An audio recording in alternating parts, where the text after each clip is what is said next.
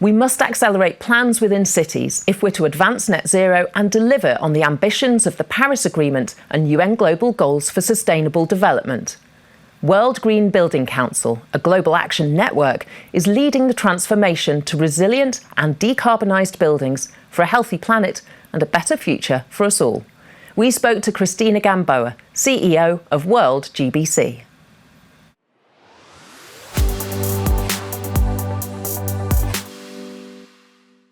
Christina Gamboa, thank you for joining me. Now, you are from the World Green Building Council. It's your job to decarbonise the built environment.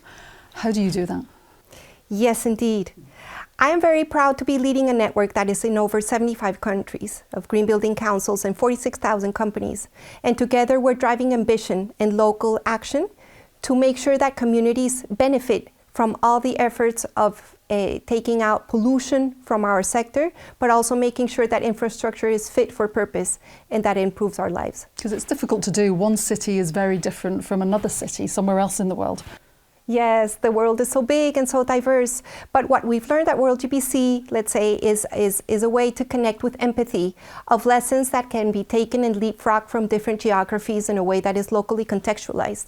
And we can understand let's say, the hoops of all the efforts of all the leading companies that want to be on the right side of history, and all the efforts of policymakers that also are trying to understand what's best for citizens. And so we connect the best of worlds to make sure that this advances at speed and scale, to make sure we tackle the 37% of energy-related greenhouse gas emissions that are represented by the built environment. So what is the big challenge? What do you have to do? Is it retrofitting? Is that the answer for everything? In a way, right now, it kind of is in many geographies of the world, because we are in a point in time where the economy worldwide is only 7% circular. And nature is also, declining because of the impact of urbanization. Actually, urbanization is responsible for 1/4 of biodiversity loss. So if we retrofit existing infrastructure, if that can be, then we're also taking into mind that 40% of all materials in the world extracted every year go into the built environment. If we can change that dynamic and go to more circular models, retrofitting, particularly in developed countries, that would be a key answer.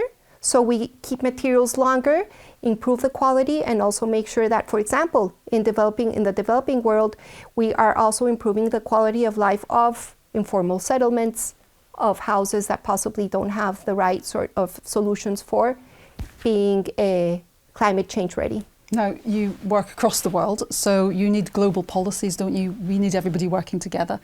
Doesn't sound easy. No, but there's global momentum for the conversation around. There's international cooperation in this space now.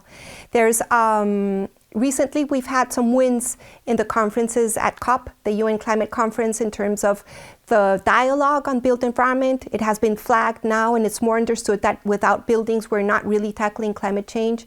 And then below that, there's a surface of conversations actually on the Buildings Breakthrough, the Breakthrough Agenda Legacy Program from COP26. So 28 countries are collaborating on how to go about it, how to decarbonize at speed and scale, learning from each other, and there's a willingness to drive forward the conversation. Now, you're from Colombia, but you've lived in London for many years. How's the UK faring? The UK has one of the worst performing stocks of housing in Europe. And so that is something that actually should be tackled, because it would improve systematically the quality of life of citizens and also future-proof the changes in energy. Who says it's not going to change? And we need to continue to bring on renewables to really make a shift and improve the quality of how we live in the UK. It sounds difficult. Can it all be done? Yes, it's not that difficult, because it really takes determination in terms of like a good conversation between the private sector and government.